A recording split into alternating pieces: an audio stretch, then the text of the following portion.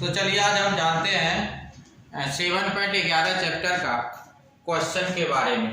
तो देखते हैं हम 7.11 का जो क्वेश्चन सब है उसी के बारे में हम जानते हैं क्वेश्चन को हल कैसे करना है। कुछ प्रॉपर्टीज बताए हैं और कुछ प्रॉपर्टी जो बचा हुआ है जब सवाल आएगा उस टाइप का तो वहाँ पे हम उस प्रॉपर्टी का यूज करने हम आपको सिखा देंगे। ठीक है, तो हम आप लेके चलते हैं आपको 7.11 में। बहुत ही विविया चैप्टर है, इससे एक 5 नंबर का क्वेश्चन कंफर्म में रहता ही है, आप आसानी से इसको बना सकते हैं। तो चलिए हम जानते हैं सबसे पहले पहला क्वेश्चन। पहला क्वेश्चन है 0 से π/2 तक cos स्क्वायर x dx।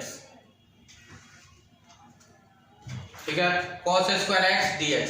सभी क्वेश्चन में प्रॉपर्टी 3 ही लगाना है। अगर आपको कोई एक्स्ट्रा सिंबल आता है तब आपको प्रॉपर्टी 4 लगाना है। तो अभी इस क्वेश्चन में जो हम प्रॉपर्टी 3 का ही उपयोग करेंगे तो लिखेंगे बाय प्रॉपर्टी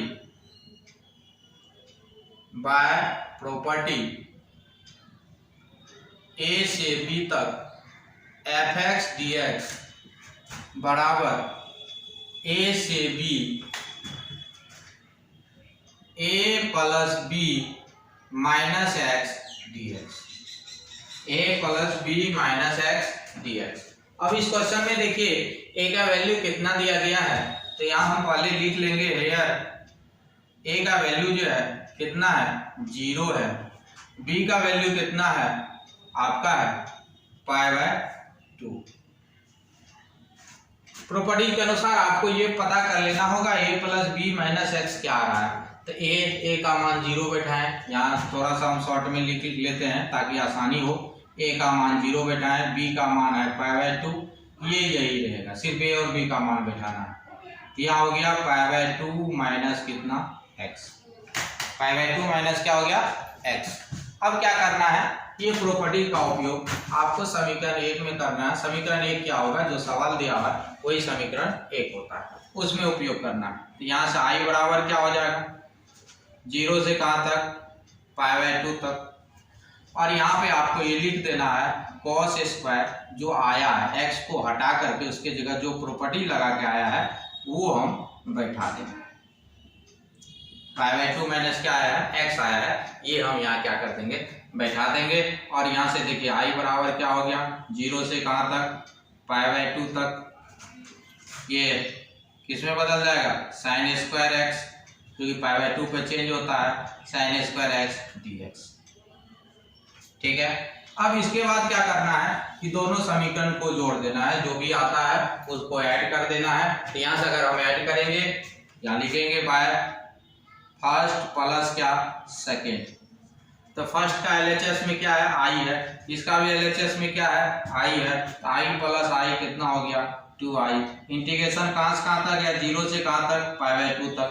इसमें देखिए क्या है cos स्क्वायर है, इसमें क्या है sin स्क्वायर है, तो यहाँ भी जोड़ लीजिए cos square plus sin square, और ये हो गया आपका dx।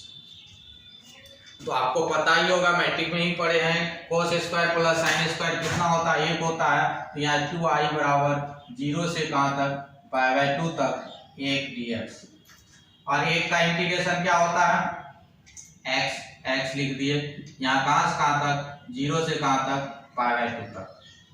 2i बराबर π/2 माइनस कितना 0, यहाँ से 2i बराबर π/2 और i बराबर कितना हो जाएगा आपका π/4। यही आपका फाइनल आंसर हो जाएगा। i बराबर कितना हो जाएगा π/4, यही आपका क्या हो गया फाइनल आंसर। ठीक है, तो हम दूसरा क्वेश्चन में चलते हैं, और दूसरा क्वेश्चन में भी यही प्रॉपर्टी लगेगा। दूसरा क्वेश्चन का भी लिमिट वही है 0 से कहाँ तक π/2 तक, लेकिन फंक्शन चेंज कर दिया गया है। तो फंक्शन क्या लिखा है वो फंक्शन हम लेते हैं। तो फंक्शन आपको लिखा गया है रूट साइन एक्स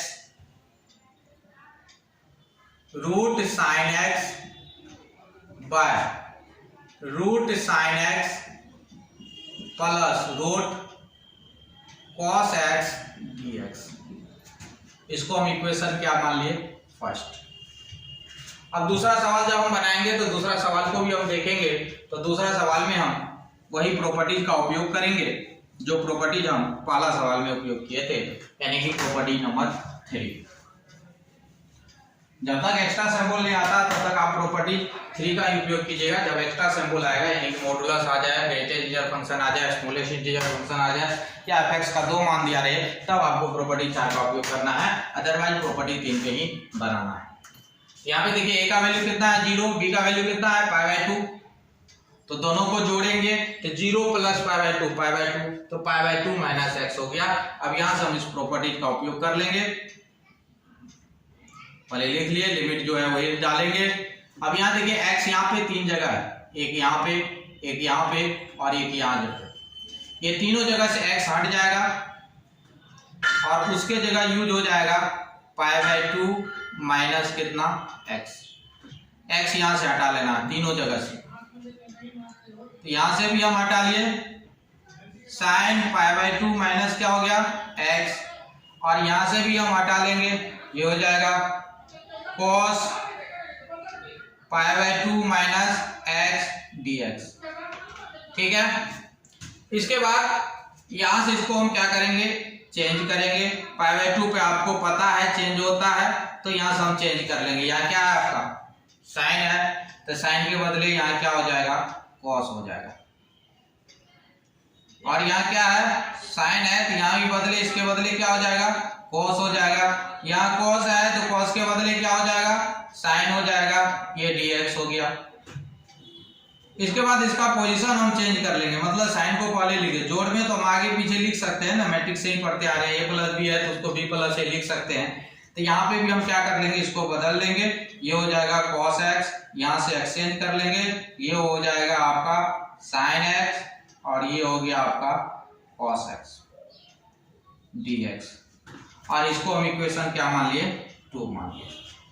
2 मानने के बाद आपको क्या करना है, दोनों इक्वेशन को ऐड कर देना है, समीकरण 1 और समीकरण 2 को क्या कर लेना है, ऐड कर लेना है। तो यहाँ से लिखेंगे बाय फर्स्ट प्लस क्या सेकेंड, फर्स्ट प्लस क्या सेकेंड, फर्स्ट और सेकेंड को ऐड कर लेना। अब बताइएगा सर यहाँ बदले क्यों, बदले हम इसलिए कि चूंकि दोनों का अगर डिनोमिनेटर सेम हो जाता है, यानी हर सेम हो जाता है, तो जोड़ना आसान होता है, अंश को हम जोड़ देते हैं। तो यहाँ दोनों का डिनोमिनेटर अब देखिए सेम है, अब जब दोनों को जोड़ेंगे तो सीधा सीधी अंश को जोड़ लेंगे। इधर देखिए, अब आइए यहाँ आई, यहाँ भी आई है, तो यहाँ क्या हो जाएगा आपका 2i। ये कहाँ से कहाँ तक है, 0 से कहाँ तक π/2 तक।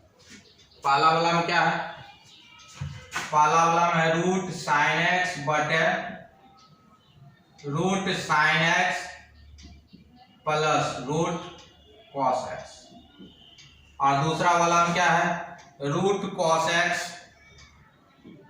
बटे root sine x plus root cos x dx। अब आप इसको ऐड कर लें, ऐड करने 0 से कहाँ तक π/2 तक, ये हो गया root sine x plus root cos x by root sine x plus root cos x dx। ये कट गया, 2i बराबर 0 से कहाँ तक π/2 तक 1 dx, 1 का इंटीग्रेशन आपको पता ही है x होता है। ये आपको बार बार 1 ही आएगा, जब जोड़िएगा ना हर हमेशा कट के इस टाइप प्रॉपर्टीज में 1 ही आ जाता है, किसी किसी क्वेश्चन में दूसरा आता है, लेकिन इसमें 1 ही आ जाता है। तो यहाँ के बाद प्रोसेस सभी में सेम रहेगा, जो पहला में आ रहा था वही दूसरा में भी आएगा, वही तीसरा में भी आएगा। यहाँ हो गया π/2 माइनस 0, इसको आप ध्यान से एक बार देख लीजिएगा, इसके बाद सभी क्वेश्चन में आपको यही आने वाला है। तो यहाँ से i का मान कितना हो गया π/4, तो देख लीजिए पिछला क्वेश्चन का भी आंसर π/4 ही आया था, इसका भी आंसर क्या आ गया π/4 ही आ गया। तो याद रखिएगा इस टाइप का आंसर हर हमेशा π/4 ही होता है, तो अपना ध्यान रखिएगा इसके बारे में। अगला क्वेश्चन सेम टाइप का है, ये रूट नहीं देके यहाँ पे क्या कर दिया है, जो अगर आप तीसरा क्वेश्चन में आइएगा तो तीसरा क्वेश्चन भी आपका यही है, यहाँ 3/2 पावर दे दिया है, यहाँ क्या दे दिया रूट हटा क्या दे दिया है 3/2। नेक्स्ट क्वेश्चन में यहाँ दे दिया है 3/2, आप भी हर जगह से रूट हटा के वहां क्या लिख दे 3/2, यहाँ से भी रूट हटा ले, यहाँ लिख दे 3/2।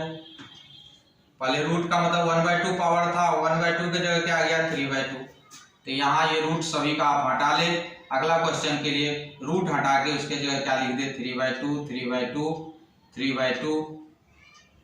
यहाँ भी हो गया क्या 3/2, यहाँ से भी हट जाएगा, ये हो गया 3/2। हम ये नेक्स्ट क्वेश्चन के लिए बता रहे हैं, याद रखिएगा 3/2। जब हम ऐड करेंगे तो यहाँ भी आपका वही होगा, ये रूट हर जगह से हट जाएगा, यहाँ से भी हट गया, यहाँ से भी हट गया, यहाँ से भी हट गया और यहाँ से भी हट गया। तो रूट हट के क्या आएगा 3/2 3/2 3/2 3/2 3/2, यहाँ भी 3/2।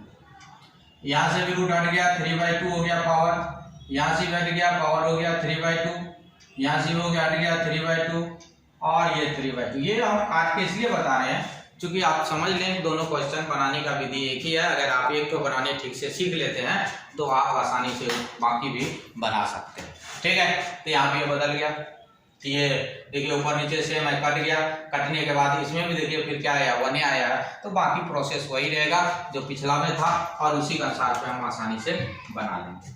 ठीक है, अब इसी टाइप का एक और क्वेश्चन है, वहां 5 पावर है, कितना पावर है या 5, यहाँ 3/2 3/2 की जगह क्या आ जाएगा 5 आ जाएगा, यहाँ 5 आ गया, यहाँ भी 5, यहाँ भी 5, यहाँ भी कटाएंगे तो फिर उसका भी प्रोसेस वही रहेगा, आसानी से उसको भी बना सकते हैं। इसमें याद रखिएगा जब ये प्रॉपर्टी लगेगा, अगर π/2 साइन है तो वो कोस में बदल जाता है, कोस है तो किस में बदल जाता है, साइन में बदल जाता है। मैट्रिक में फॉर्मूला आप पढ़ेंगे, sin 90 - थीटा बराबर cos थीटा होता है और cos 90 - थीटा बराबर sin थीटा होता है। tan 90 - थीटा बराबर cot थीटा, cot 90 - थीटा बराबर tan थीटा, sec 90 - थीटा बराबर cosec थीटा और cosec 90 - थीटा बराबर क्या होता है, sec थीटा होता है। ये याद रखिएगा क्योंकि ये हर हमेशा आपको आएगा। तो आएगा तो यहाँ साइन था तो बदल गया कोस में, अगर tan रहेगा तो कोट में बदल जाएगा, कोट रहेगा तो tan में, सेक रहेगा तो कोसेक में, कोसेक रहेगा तो किसमें, सेक में। तो इसके बाद वाला ये 5वां क्वेश्चन है वो भी आप इसी प्रकार से आसानी से बना सकते हैं। कुछ नहीं, पावर बदला, जैसे यहाँ 3/2 पावर लिखा, अगला क्वेश्चन में आपका 5 पावर लिखा हुआ है,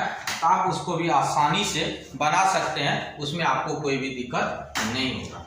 ठीक है, तब हम आपको लेके चलते हैं क्वेश्चन नंबर 5 में। कौन सा क्वेश्चन में, क्वेश्चन नंबर 5 में। तो चलिए क्वेश्चन नंबर 5 में हम लेकर आते हैं आपको। क्वेश्चन नंबर 5 को कैसे बनाइएगा, 4 तक तो आप आसानी से बना लीजिएगा।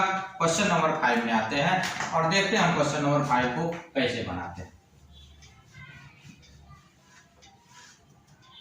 चलिए आइए क्वेश्चन नंबर किसमें, 5 में। क्वेश्चन नंबर 5 जो है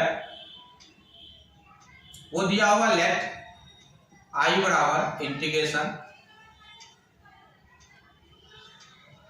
-5 से +5 तक mod x + 2dx। तो इस क्वेश्चन में थोड़ा सा आगे यहाँ से आपको पहले a का मान पता कर लेना है, a का मान नीचे वाला यानी कि लोअर लिमिट और b का मान ऊपर वाला यानी कि अपर लिमिट, और c का जो मान निकालेंगे हम यहाँ से निकालेंगे। क्योंकि ये मॉड आ गया है तो इसमें प्रॉपर्टी 4 लगेगा, मॉड वाला क्वेश्चन जब भी आएगा तो प्रॉपर्टी 4 लगाइएगा। 4 प्रॉपर्टी क्या है हम लिखेंगे अभी, फिलहाल आप देखिए। यहाँ से c का मान निकालिए, a भी तो निकल गया, c निकालना है। तो c निकालने के लिए जो सवाल है उतना बराबर 0 मान लीजिए। तो यहाँ से x का वैल्यू क्या आ गया, -2, x का वैल्यू क्या आ गया, -2। अब हम प्रॉपर्टी 4 लिखेंगे, बाय प्रॉपर्टी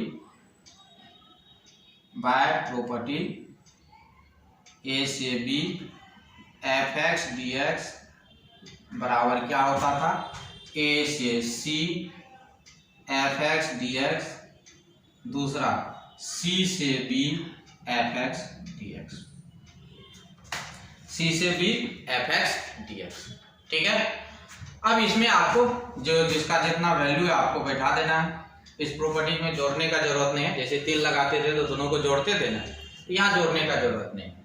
सिर्फ जो a का मान है, a का मान कितना है -5, तो -5 लिखिए, b का c का -2, ये जो है इंटीग्रेशन जिसका करना है वही लिखना है, इसमें कोई भी चेंज नहीं होगा, प्लस c का वैल्यू कितना है, c का वैल्यू ये जो x का मान निकला यही c होता है, तो -2 और b का वैल्यू 5, और ये आपका वही लिखना है जो है आपका वही लिख देना है। ठीक है, करने के बाद आपको क्या करना है कि पहला वाला जो है उसका चिन्ह बदल देना है, जो जिसमें है उसका उल्टा लिखना है।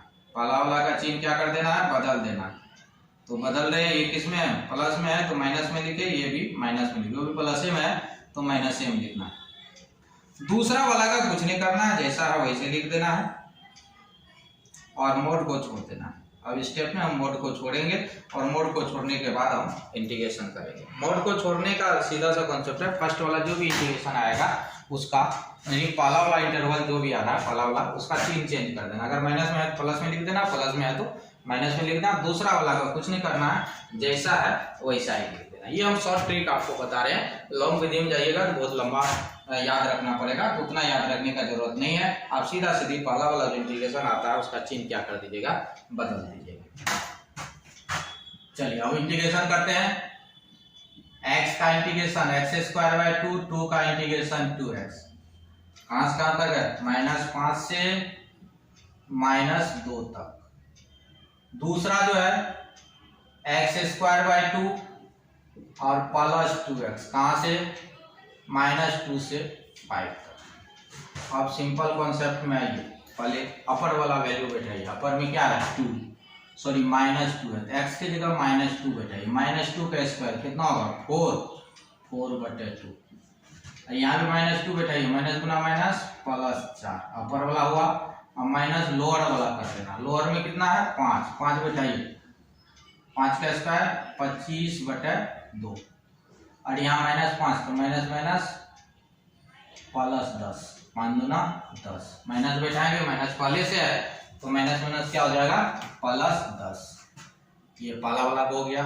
अब दूसरा वाला का भी उसी तरह से निकालेंगे। पहले 5 बैठाए, 5 का स्क्वायर 25/2, यहाँ बैठाए है तो क्या हो गया 10। x के जगह 5 बैठा दिए और x के जगह -2 बैठा, बीच में माइनस का चिन्ह फिक्स होता है। -2 बैठा है तो 4/2 और यहाँ -2 बैठाएंगे तो -4। ये हो, इसको आप हल कर ले, ये कट जाएगा, ये हो गया -2 प्लस कितना 4। इसको भी हल कर ले, एलसीएम आया 2 -25 प्लस कितना 20। इसको भी आप हल कर ले।